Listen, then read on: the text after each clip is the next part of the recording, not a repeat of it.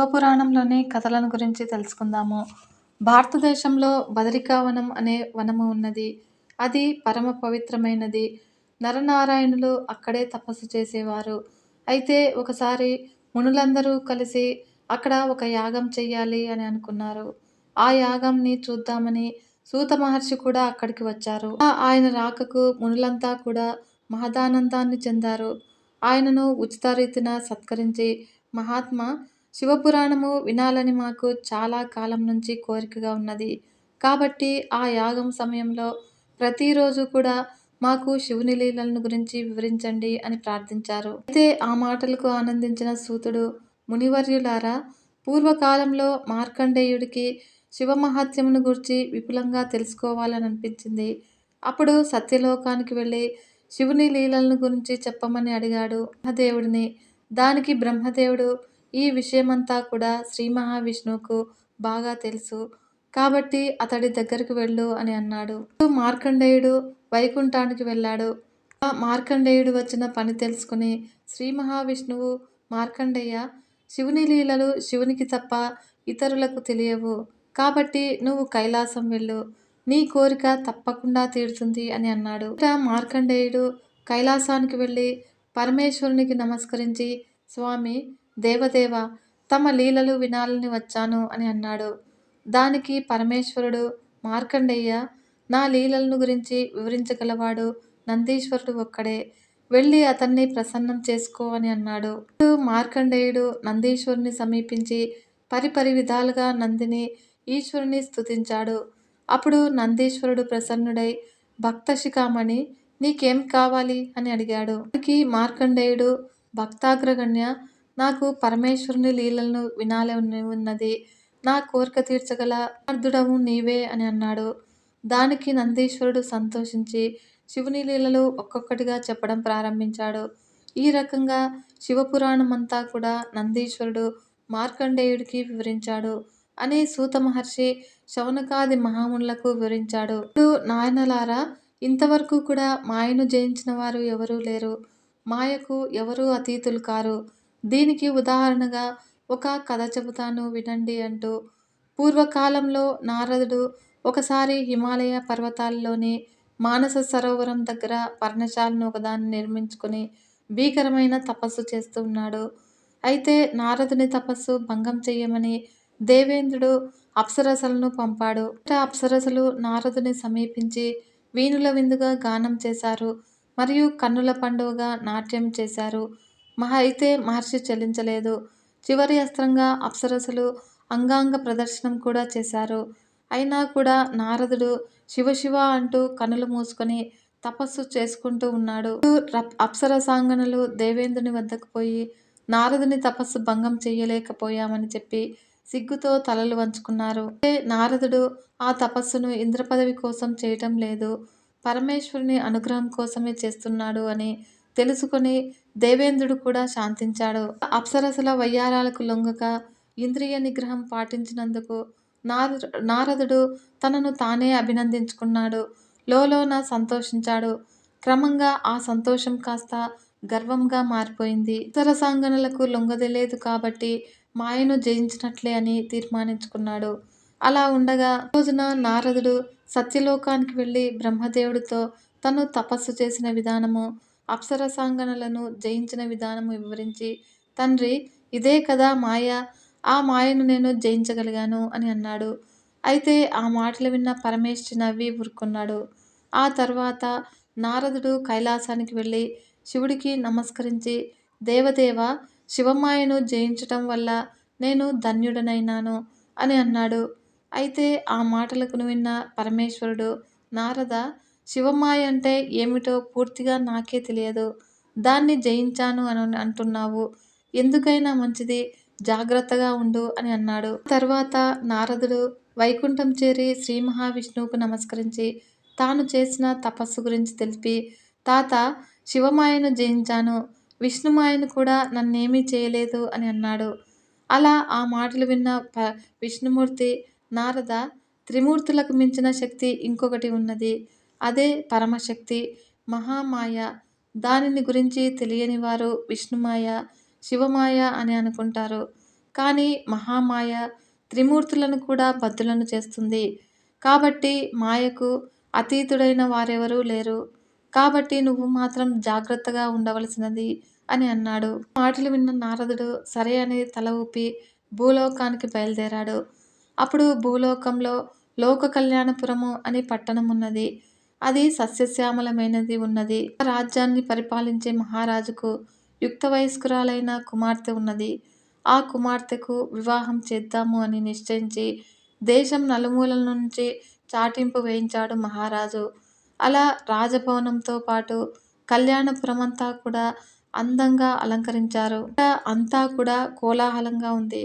అప్పుడు ఆ రాజ్యానికి చేరాడు ఈ నారదుడు. అప్పుడు రాజభవనానికి వచ్చాడు. మహారాజు మహర్షిని చూడగానే రాజు అర్ఘ్యపాద్యాదులిచ్చి స్వాగతం పలికాడు. సుఖాసీనుడైనాడు నారదుడు. తర్వాత మహర్షిని ఘనంగా సత్కరించాడు మహారాజు. చెలికత్తెలు రాజకుమారిని తోడ్కొని వచ్చారు. రాజహంసలా వచ్చిన రాజకుమారి అతి వయ్యారంగా నమస్కరించింది. విధంగా నిండు యవ్వనంలో ఉన్న రాజకుమారి అపురూప సౌందర్య రాశి. ఆమెను చూడగానే నారదుని మనస్సు పరిపరి విధాలుగా పోయింది. అయితే ఆమె పేరు రమాదేవి. ఆమె అందచందాలకు ముగ్ధుడైన మహర్షి, రాజా, నీకు అభ్యంతరం లేకపోతే నీ కుమార్తెను నేను వివాహం చేసుకుంటాను అని అన్నాడు. ఆ మాటలు విన్న రాజు, మునీంద్ర, అంతకన్నా నాకు అదృష్టం ఇంకేదైనా ఉంటుందా? నీ కోరిక తప్పకుండా మన్నించాలి. కానీ నా కుమార్తె శ్రీహరిని తప్ప వేరెవరినీ కూడా వివాహం ఆడను అంటుంది.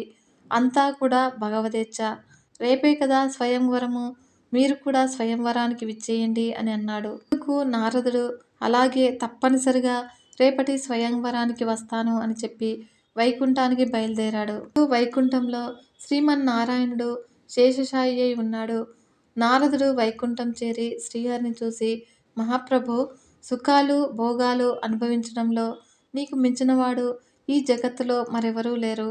నేను సన్యాసిని మరియు ఏకాకిని. స్వామి, కళత్ర సుఖము స్వర్గసుఖము కన్నా కూడా మిన్న అని అంటారు. కాబట్టి భూలోకంలో కళ్యాణపురాధీశుడు తన కుమార్తెకు స్వయంవరం ప్రకటించాడు. ఆమె అందాల రాశి, అపరంజి బొమ్మ కనుక నేను ఆమెను వివాహమాడాలి అని అనుకుంటున్నాను. మరి ఆమె శ్రీహరిని తప్ప అన్యులను వివాహము ఆడను అని అంటున్నది. కాబట్టి ఓ జగన్నాథ, నీ హరి రూపము నాకు ప్రసాదించి నన్ను ఒక ఇంటివాణ్ణి చేసి పుణ్యం కట్టుకో అంటూ అనేక విధాలుగా ప్రార్థించాడు నారదుడు. ఆ మాటలు విన్న శ్రీ మహావిష్ణుమూర్తి, నారద, వివాహము అంటే ఒక స్త్రీని కట్టుకొని ఆమెతో కాపురం చేయటమే కదా. మాయలో పడ్డవాడు ఆ మాయ నుండి బయటపడే మార్గమున్నది.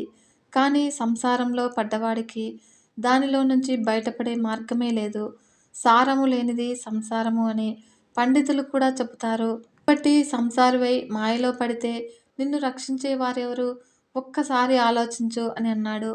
అయితే ఆ మాటలకు కోపించిన నారదుడు, తాత, వివాహం చేసుకున్నంత మాత్రం చేతనే మాయలో పడిపోతానా? శివమాయ విష్ణుమాయలను జయించిన వాణ్ణి. ఇప్పటి వరకు కూడా నిన్ను ఏమీ అడగలేదు. ఈ ఒక్కటి అడుగుతున్నాను, నీ హరి రూపాన్ని నాకు ప్రసాదించు అని అన్నాడు. శ్రీ మహావిష్ణుమూర్తి తథాస్తు అని అన్నాడు. తర్వాత భూలోకంలో కళ్యాణపురం పెళ్లి సందడితో కోలాహలంగా ఉంది.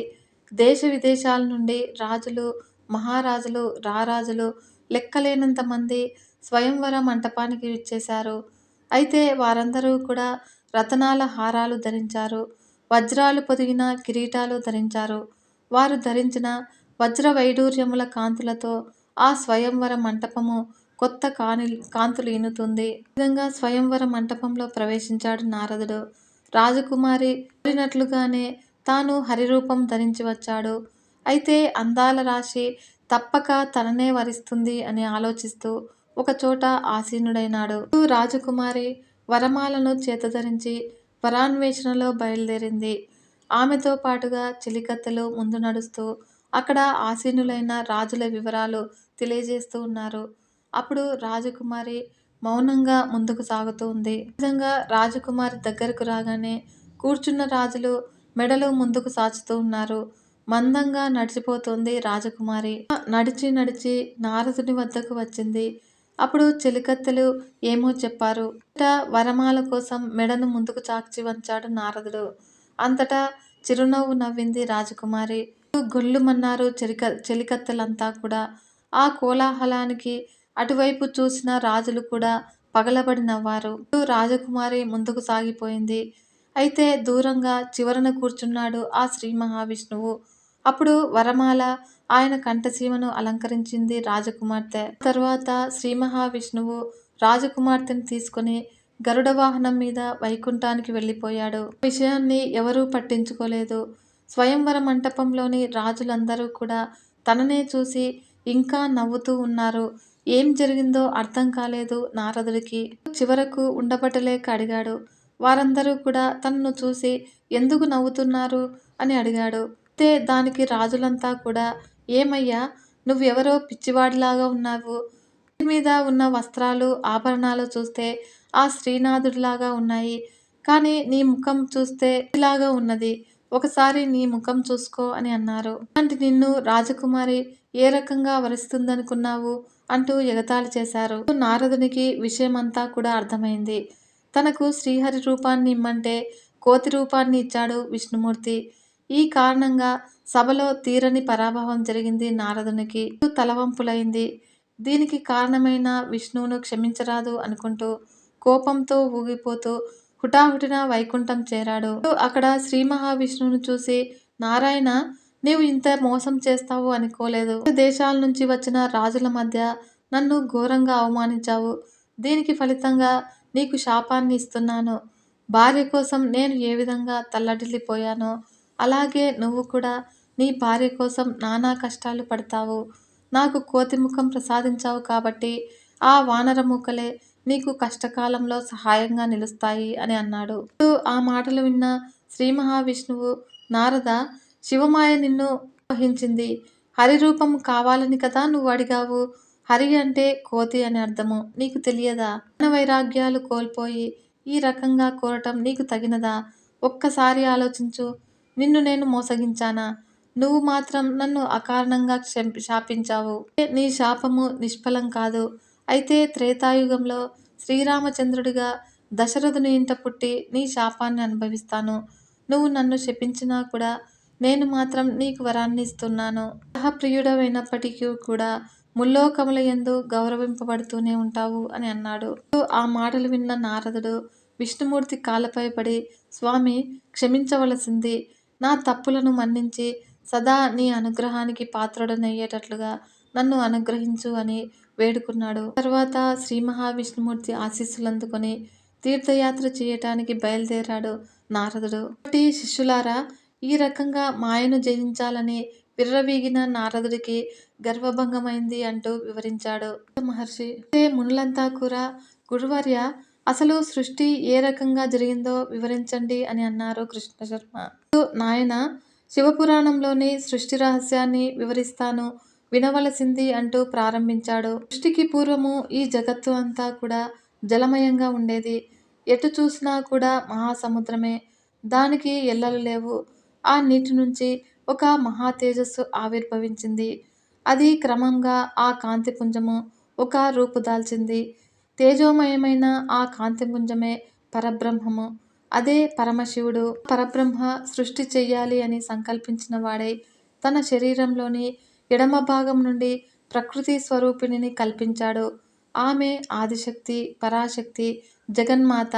శక్తి ప్రాదుర్భావమైన ఆ తర్వాత పరమేశ్వరుడు సృష్టిని ప్రారంభించాడు. మొదటగా పరమేశ్వరుడు ప్రకృతి స్వరూపమైన ఆదిశక్తిని తన వామాంకం పైన ఆసీనురాలిని చేసి ఆమెను కౌగిలించుకొని విహారానికి బయలుదేరాడు. ఆ సమయంలో పరమేశ్వరుని సంకల్పం వల్ల నీలమేఘ శ్యాముడు 4 చేతులు కలవాడు. ఆ చేతుల యందు శంఖ, చక్ర, గదా పద్మములను ధరించినవాడు, లక్ష్మీదేవితో కూడినవాడు అయిన శ్రీమన్నారాయణుడు ఉద్భవించాడు. పరమేశ్వరుడు అతనికి పట్టు వస్త్రములు, మణిమయ కిరీటము, కౌస్తుభమును ప్రసాదించాడు. పీత వస్త్రములు ధరించాడు కాబట్టి పీతాంబరుడు, లక్ష్మీ సమేతుడు కాబట్టి మాధవుడు, మరియు విశ్వవ్యాప్తి కాబట్టి విష్ణువు, సృష్టికి ముందుగా పుట్టాడు కాబట్టి పురుషోత్తముడు అని ప్రసిద్ధి చెందాడు. పరమేశ్వరుడు నారాయణుడికి ఓం నమ శివాయ అనే పంచాక్షరి మహామంత్రాన్ని ఉపదేశించి, నారాయణ సర్వకాల సర్వావస్థల యందు ఈ మంత్రాన్ని జపించు, ఈ జగత్సృష్టిలో నీదే ముఖ్య పాత్ర అని చెప్పాడు. అంతటా శ్రీ మహావిష్ణుమూర్తి సముద్రంలో వటపత్రం మీద శయనించి పంచాక్షరి మంత్రజపం చేస్తూ ఉండగా, అశరీరవాణి ఓయి నారమునందు ఉండుట చేత నీవు నారాయణుడు అని అనబడతావు అని పలికింది. అంటే నారము అనగా నీరు, జ్ఞానము అనే అర్థము. అందుకే శ్రీమన్నారాయణుడు జ్ఞాననిధి. ప్రకృతి త్రిగుణాత్మకమైనది అనగా సత్వ రజో తమో గుణములతో కలిసి ఉన్నది. పరబ్రహ్మ పంచాత్యాత్మకమగు తన వీర్యమును గుణసంచలనము లేనప్పుడు ప్రకృతి యొక్క యోనియందుంచాడు. దీనివలన మహాతత్వము పుట్టింది. ఆ మహాతత్వము వికారము పొందటం వల్ల అహంకారం కూడా జనించింది. ఈ రకంగా అవ్యక్తమైన పరబ్రహ్మ నుండి మహాతత్వము, అహంకారం కూడా వచ్చినాయి. ఆ అహంకారం నుండి పంచ తన్మాత్రలు అంటే శబ్ద స్పర్శ రూప రస గ్రంథాలు, వాటి నుంచి పంచభూతాలు అంటే పృథ్వీ జలము తేజస్సు వాయువు ఆకాశము, వాటి నుంచి జ్ఞానేంద్రియాలు కర్మేంద్రియాలు మనస్సు బుద్ధి చిత్తము ఉద్భవించాయి. శ్రీ మహావిష్ణువు సృష్టి చేయగోరి వేదములు 24 తత్వములు త్రిగుణములను ఒక్కసారి స్మరించాడు. ఆ సమయంలో అతని నాభి నుండి మహాపద్మం ఒకటి ఆవిర్భవించింది. అందులో 5 ముఖాలతో పద్మ సరస్వతి సమేతుడై ఉన్నాడు. అప్పుడు పద్మం నుండి బ్రహ్మ తమోగుణ ప్రధానుడు. కనుచూపు మేరలో బ్రహ్మకు జలము తప్ప ఏదీ కూడా కనిపించలేదు. అప్పుడు పరమేశ్వరుడు ఆజ్ఞపై ఓంకార జపం చేయటం మొదలుపెట్టాడు. ఈ విధంగా బ్రహ్మ తపస్సుకు మెచ్చి లక్ష్మీనారాయణుడు ప్రత్యక్షమైనాడు. అప్పుడు శ్రీ మహావిష్ణువును చూసి బ్రహ్మ నీవు ఎవరు, ఇచ్చటికి ఎలా వచ్చితివి అని అన్నాడు. అయితే దానికి నారాయణుడు కుమార, జగత్తును సృష్టించాలి అనే కోరికతో ముందుగా నాభి కమలం నుండి నిన్ను సృష్టించాను. కాబట్టి సృష్టికి ఆధారమైన వేదములను నీకు ప్రసాదిస్తూ ఉన్నాను. నీకు ఏ వరం కావాలో కోరుకో అని అన్నాడు. తమోగుణ ప్రధానుడైన బ్రహ్మ నేను స్వయంభువును ఆది పురుషులను, నా పుట్టుకకు కారణము నువ్వు ఎలా అవుతావు అని అడిగాడు. శ్రీ మహావిష్ణుమూర్తి ఎంతగా నచ్చజెప్పాలని ప్రయత్నించినా కూడా బ్రహ్మ మాత్రం వినలేదు. దాంతో విష్ణువుకు పరమేశ్వరుణ్ణి ప్రార్థించాడు. పరమేశ్వరుడు ఓంకారనాదం చేస్తూ జ్యోతిర్లింగ రూపంలో బ్రహ్మ విష్ణువుల మధ్య ఉద్భవించాడు. ఆ లింగాన్ని చూసి బ్రహ్మ విష్ణువులు అమితాశ్చర్యమును పొందారు. ఆ లింగానికి తుది మొదలు కనిపించలేదు. ఆ జ్యోతిర్లింగానికి ఆద్యంతాలు కనుగొన్నవాడే అధికుడు అని నిర్ణయించుకున్నారు తండ్రి కొడుకులు. విష్ణువు యజ్ఞవరాహ రూపంలో అధోముఖంగాను, బ్రహ్మ హంసవాహనం మీద ఊర్ధ్వముఖంగాను ప్రయాణం చేశారు. ఇలా 100 సంవత్సరాలు గడిచినాయి. కానీ బ్రహ్మ విష్ణువులు ఆ లింగం యొక్క ఆద్యంతములు తెలుసుకోలేకపోయారు. అప్పుడు ఇద్దరూ కూడా ఇంతకాలమైనా కూడా జ్యోతిర్లింగము మొదలు కనుక్కోలేకపోయినాము. మనలో ఎవరు గొప్ప అనేది తేలలేదు. కాబట్టి ఇద్దరము కలిసి ఆ పరమేశ్వరుణ్ణి ప్రార్థిద్దాము అనుకొని పరమేశ్వరుణ్ణి భక్తి శ్రద్ధలతో పరిపరి విధాలుగా ప్రార్థించారు. వారి ప్రార్థన మన్నించిన పరమేశ్వరుడు పినాకపాణి అయి వారి మధ్యన సాక్షాత్కరించి బ్రహ్మను చూసి బ్రహ్మదేవ, ఈ జగత్తును సృష్టించడం కోసము నువ్వు విష్ణువు యొక్క నాభి కమలం నుండి పుట్టావు. సరస్వతీదేవి నీకు తోడుగా ఉంటుంది. ఇప్పుడు తమో గుణము చేత ఆవరింపబడి ఉన్నావు. ఆ కారణం చేత నీవెవరివో నీకు తెలియటం లేదు. శ్రీ మహావిష్ణుమూర్తి ఇచ్చిన వేదాలను ఆధారంగా చేసుకుని సృష్టి కార్యక్రమమును కొనసాగించుము అని అన్నాడు. అయితే తమోగుణుడైన బ్రహ్మ పరమేశ్వరుని లక్ష్య పెట్టలేదు. అంతేకాకుండా నేను సృష్టికర్తను, నాకు 5 ముఖాలు ఉన్నాయి, మరి నాకు 5 ముఖాలు ఎందుకున్నాయి అని అన్నాడు. దానికి పరమేశ్వరుడు కోపించి ఎడమ చేతి చిటికన వేలి గోటితో బ్రహ్మ యొక్క 5వ తలను ఖండించి వేశాడు. ఇప్పుడు కానీ బ్రహ్మను తమోగుణం వదిలిపోయింది. తను చేసిన తప్పు తెలుసుకొని క్షమించమని పరమేశ్వరుని వేడుకున్నాడు. అంతటా పరమేశ్వరుడు ప్రసన్నుడై బ్రహ్మదేవ, వేదాలను తీసుకో, ఆ విజ్ఞానం వల్ల సృష్టిని ప్రారంభించు. బ్రహ్మదేవుడవైన నీవు సృష్టికర్తవు, విష్ణుమూర్తి స్థితికర్త, నేను రుద్రుని రూపంలో లయము కావిస్తాను. త్రిమూర్తులము, మనము 3 రూపాల్లో ఉన్నప్పటికీ కూడా మనకు భేదములుండవు. నేను శివుడు, శంభువుడు, మహేశ్వరుడు అని అనేక పేర్లతో పూజింపబడుతూ ఉంటాను. ద్వాదశ స్థానాల్లో జ్యోతిర్లింగ రూపంలో వెలిసి పూజింపబడతాను అని చెప్పి అంతర్ధానమైనాడు. తర్వాత బ్రహ్మదేవుడు ఈ జగత్తును ఏ విధంగా సృష్టి చేశాడో చెబుతాను వినండి అని బ్రహ్మ సరస్వతి సమేతుడై పద్మాసనం మీద కూర్చొని ఉన్నాడు. ఆ నీటిలో ఒక అండము తేలుతూ వచ్చింది. దాని నుండి ఓంకారము వినిపిస్తూ ఉంది. బ్రహ్మ ఆ అండంలో ప్రవేశించి తమోగుణ ప్రధానుడై శరీరాన్ని వదిలి 4 ముఖాలు కలిగిన శరీరాన్ని ధరించాడు. అలా బ్రహ్మ వదిలిన తమమే రాత్రి అనబడుతుంది. ఆ బ్రహ్మముఖం నుంచి పరమేశ్వరుని అనుగ్రహం వల్ల ఓంకారం వచ్చింది. దాని నుంచి భూలోక, భువర్లోక, సువర్లోకాలు పుట్టినాయి. ఆ తర్వాత సూర్యుడు, తపము, సత్యము మొదలైనవి ఏర్పడ్డాయి. తర్వాత బ్రహ్మ యొక్క తూర్పు ముఖం నుంచి ఋగ్వేదము, దక్షిణ ముఖం నుంచి యజుర్వేదము, పశ్చిమ ముఖం నుండి సామవేదము, ఉత్తర ముఖం నుంచి అథర్వణ వేదం వచ్చినాయి. అలా ఈ సృష్టి అంతా కూడా ఋగ్వేదాన్ని అనుసరించి జరిగింది. ప్రకాశవంతుడైన సూర్యుడు ఓంకార స్వరూపుడైన పరబ్రహ్మ. సూర్యుని వేడికి నీరంతా కూడా ఎండిపోయింది. గుడ్డు పై భాగము ఆకాశము, కింది భాగము భూమి అయినాయి. బ్రహ్మ మొదటగా సనక సనందన, సనత్ కుమార, సనత్ సుజాతలను సృష్టించాడు. వారు ఈ సృష్టి కార్యక్రమంకు విముఖులై తపోవనానికి వెళ్ళిపోయారు. అది చూసి విచారంలో మునిగిపోయాడు బ్రహ్మ. అప్పుడు శ్రీ మహావిష్ణువు, రుద్రుడు అక్కడికి వచ్చి సృష్టి కార్యక్రమంలో తాము కూడా సహాయపడతానని చెప్పగా శ్రీమన్నారాయణుడు బ్రహ్మ సరస్వతులకు సత్యలోకము, లక్ష్మీనారాయణులకు వైకుంఠము, ఉమామహేశ్వరులకు కైలాసము నివాస స్థానాలుగా ఏర్పాటు చేశాడు. అప్పుడు శ్రీ మహావిష్ణువు పంచాక్షరి మంత్రాన్ని, శివుడు అష్టాక్షరి మంత్రాన్ని, బ్రహ్మదేవుడు ఓంకారాన్ని జపించారు. సమయంలో బ్రహ్మ మానసపుత్రులైన ప్రజాపతులు ఉద్భవించారు.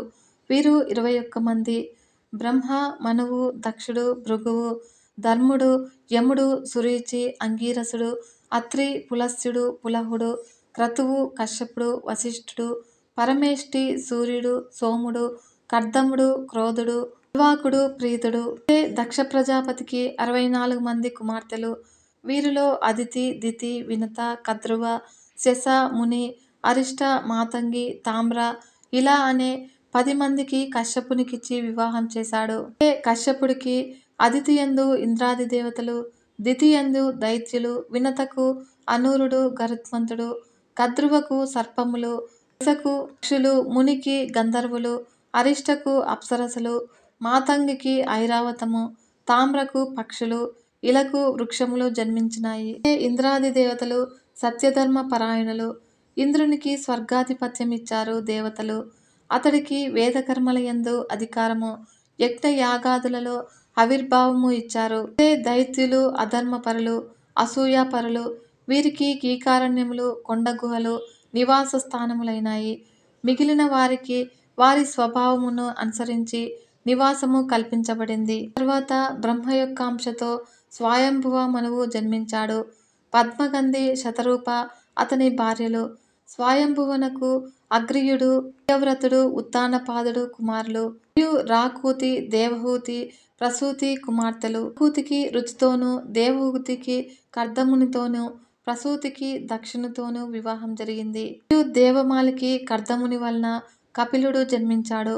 దక్షుని యొక్క 13 కుమార్తెలను ధర్ముడు వివాహం చేసుకోగా భృగువు 11 మందిని వివాహమాడాడు.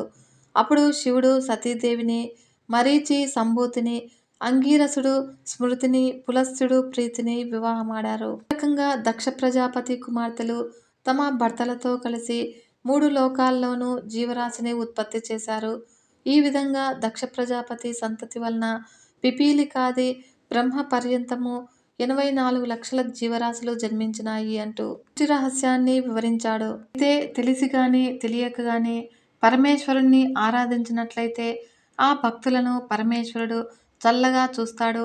దీనికి ఉదాహరణగా ఒక కథ చెప్తాను వినండి అంటూ మహర్షి ఇలా చెప్పడం ప్రారంభించాడు. అంతకంటే ముందుగా మన ఛానల్ని ఎవరైతే కొత్తగా చూస్తున్నారో ఈ వీడియోను పూర్తిగా చూసి మీకు నచ్చింది అనిపిస్తే ఒక చిన్న లైక్ చేసి మన ఛానల్ని సబ్స్క్రైబ్ చేసి సపోర్ట్ చేయండి ఫ్రెండ్స్. పూర్వకాలంలో కాంపిల్య నగరంలో యజ్ఞదత్తుడు అనే బ్రాహ్మణుడు ఉండేవాడు. ఆయన వేదాంగ విదుడు, శాస్త్రవేత్త, పరమ నిష్ఠాగరిష్ఠుడు. రాజాదరణతో పాటుగా ప్రజల మన్ననలను కూడా పొందేవాడు. సదాచార సంపన్నుడు అనే పేరు తెచ్చుకున్నాడు. అతని భార్య సోమిదమ్మ. అయితే ఆమె కూడా భర్తకు తగిన భార్య. వీరి కుమారుడు గుణనిధి. అయితే ఒకడే కుమారుడు కావటం చేత అతన్ని అల్లారు ముద్దుగా పెంచారు. అలా పిల్లవాడికి 7వ ఏడు రాగానే ఉపనయనం కూడా చేశారు. తర్వాత విద్యాభ్యాసానికి పంపారు. కానీ అతడు చదువు సంధ్యలు మాని సోమరి అయి చెడు స్నేహాలకు అలవాటు పడ్డాడు. ఈ విషయం తెలిసినా కూడా ఒక్కగానొక్క కొడుకు కావటం చేత తల్లి అతి గారాబం చేస్తూ ఉండేది. దండించేది మాత్రం కాదు. రాజుగారి కొలువు పండిత చర్చలతోనే తండ్రికి కాలం సరిపోయేది. కుమారుని గురించి పట్టించుకునేవాడు కాదు. అయితే గుణనిధి క్రమంగా పెరిగి పెద్దవాడైనాడు. అతడితో పాటే అతని చెడు లక్షణాలు కూడా పెరిగినాయి. దుర్జన సాంగత్యము, మద్యపానము, జూత్యము వంటి వ్యసనాలు అలవాటు పడ్డాడు. రాత్రి పగలు కూడా లేదు. ఎప్పుడో ఇంటికి వచ్చి అన్నం తినిపోయేవాడు. ఒకవేళ ఎప్పుడైనా కూడా తండ్రి కుమారుని గురించి అడిగితే వేదాధ్యయనంలో తీరిక లేకుండా ఉన్నాడు అని చెప్పేది తన తల్లి. విధంగా కుమారుడు ఇంటికి వచ్చినప్పుడు కంటతడి పెట్టుకునేది తన తల్లి. చెడు తిరుగుళ్ళు మాని చదువుకోమని చెప్పేది. అయితే అతను వినేవాడు కాదు. కానీ పుత్ర ప్రేమతో అతడు అడిగినంత డబ్బు ఇచ్చి పంపేది. ఈ రకంగా తల్లికి తెలిసి కొంత, తెలియక కొంత తీసుకుని వెళ్ళి జూదమాడేవాడు గుణనిధి. ఈ రకంగా కొంతకాలం గడిచిపోయింది. ఒకరోజు గుణనిధి తల్లిని డబ్బిమ్మని అడిగాడు. అయితే అతడు అడిగినంత ఆమె ఇవ్వలేకపోయింది. ఆ కారణంగా తల్లికి తెలియకుండా లోపల పెట్టెలో ఉన్న వజ్రపు ఉంగరాన్ని తీసుకుపోయాడు గుణనిధి. గుణనిధి ఆ ఉంగరాన్ని జూదంలో ఓడిపోయాడు. తెలిసినవాడు ఆ ఉంగరాన్ని తీసుకుని రాజవీధిలో పోతూ ఉండగా యజ్ఞదత్తుడు ఆ ఉంగరాన్ని చూశాడు. తన ఉంగరము ఇతడి చేతికి ఎలా వచ్చింది అని వెంటనే అతన్ని నిలువరించి, ఈ ఉంగరం నీకెక్కడిది? ఎవరు ఇచ్చారు? నిజం చెప్పకపోతే రాజు ఆస్థానానికి తీసుకుపోతాను అని అన్నాడు. ఆ మాటలకు భయపడ్డ జూదరి నిజం చెప్పేశాడు. అతడి మాటలు వినగానే స్థాణువులాగా చలనరహితుడైపోయాడు యజ్ఞదత్తుడు. అతనికి ఇవ్వవలసిన బాకీ చెల్లించి ఆ ఉంగరాన్ని తీసుకుని ఇంటికి వచ్చాడు. భర్త ఇంటికి రాగానే కాళ్లకు నీళ్ళిచ్చింది భార్య. అప్పుడు యజ్ఞదత్తుడు హతాశయుడై నేల మీద కూలపడ్డాడు. అతని కళ్ళు బైర్లు కమ్మినాయి. భార్య అతన్ని కాళ్ళు కడిగి, నీ విచారానికి కారణం ఏమి అని అడిగింది. తర్వాత యజ్ఞదత్తుడు కొద్దిగా తేరుకుని, రాజుగారు నాకు బహూకరించిన వజ్రపు ఉంగరం ఏది అని అన్నాడు. అతని భార్య, ఓస్, దానికోసమేనా ఇంత ఇది? ఆ ఉంగరం లోపల పెట్టెలో భద్రంగా ఉంది అంది సోమిదమ్మ. ఒక్కసారి దాన్ని తీసుకురా అన్నాడు యజ్ఞదత్తుడు. ముందు స్నానం చేసి భోజనం చెయ్యండి. ఆ ఉంగరం ఎక్కడికి పోదులేవండి అంటూ మాట తప్పించడానికి ప్రయత్నించింది భార్య. కోపగించిన యజ్ఞదత్తుడు, ఓసి పాపిష్టిదానా, నిజం చెప్పు. నీ కొడుకు వేదమంత్రాలు వల్లిస్తున్నాడా? అసలు గురువు దగ్గరకు వెళ్తూ ఉన్నాడా? స్నానము, సంధ్యావందనము, జపము, అగ్నిహోత్రము ఈ మాటలైనా వాడికి తెలుసా? నీ మాటలు నిజమని ఇంతకాలం కూడా నమ్మాను. నీ మూలంగా ఈ రోజున నా పరువు ప్రతిష్టలు పూర్తిగా పోయినాయి. ఎంత పని చేశావు అంటూ గద్దించాడు. అప్పుడు భార్య మారు మాట్లాడలేదు. కంటతడి పెట్టింది. ఈ విషయమంతా కూడా గుణనిధికి తెలిసింది. అయితే ఇంటికి వెళ్లే ధైర్యం చాలలేదు. ఏం చెయ్యాలో తెలియక ఊరు వదిలి పారిపోయాడు. అప్పుడు తినటం, లేనప్పుడు పస్తులు. ఎక్కడికి వెళ్ళాలి, ఏం చెయ్యాలి ఇలా ఆలోచిస్తూ ఒక గ్రామాన్ని చేరుకున్నాడు. ఆ ఊళ్ళో ఒక శివాలయం ఉంది. ఎక్కడికి వెళ్ళాలో తెలియని గుణనిధి శివాలయంలోనికి వెళ్ళాడు. అదే ఆ రోజు శివరాత్రి. ఆ రాత్రంతా కూడా భక్తులు అక్కడ చేరి భజనలు చేస్తున్నారు. గత 2 రోజులుగా భోజనం చేయలేదు గుణనిధి. అంతటా నీరసించిపోతుంది శరీరము. ఆ శరీరమంతా కూడా తూలిపోతుంది. నిద్రపోదాము అంటే అంతా భజన గోలగా ఉంది. ఇంతలో భక్తుల పూజలు పూర్తయినాయి.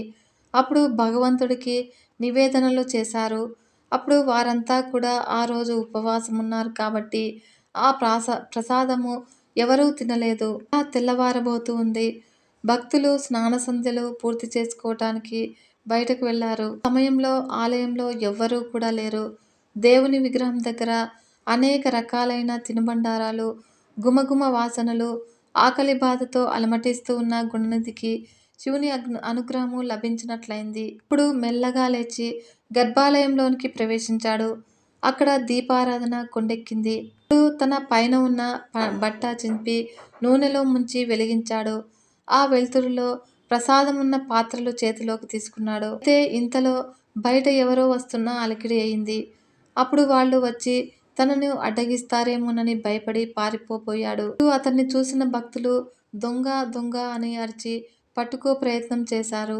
ఆ కంగారులో గర్భగుడి బయటకు వచ్చి అక్కడ ఉన్న నందీశ్వరుడి మీద పడ్డాడు.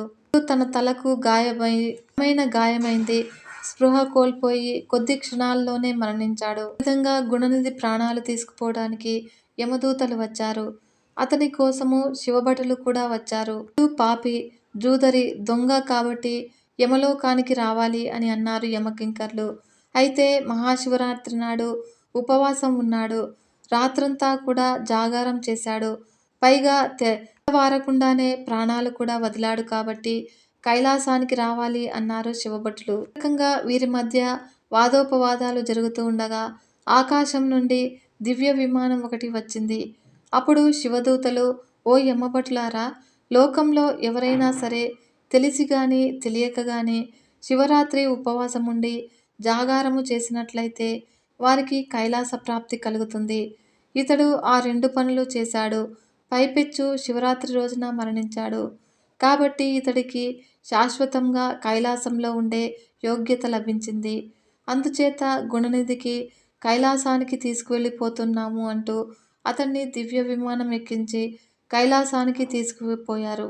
గుణనిధి కైలాసంలో చాలా కాలం ఉండి తర్వాత కళింగ దేశపు రాజకుమారుడుగా జన్మించాడు. తండ్రి తర్వాత ఇతడే రాజైనాడు. ఇతని పేరు ఆరిందముడు. ఇతడు ఒక గొప్ప శివభక్తుడు. అలా శివాలయాలు చాలానే కట్టించాడు. మరియు యజ్ఞయాగాలు చేయించాడు.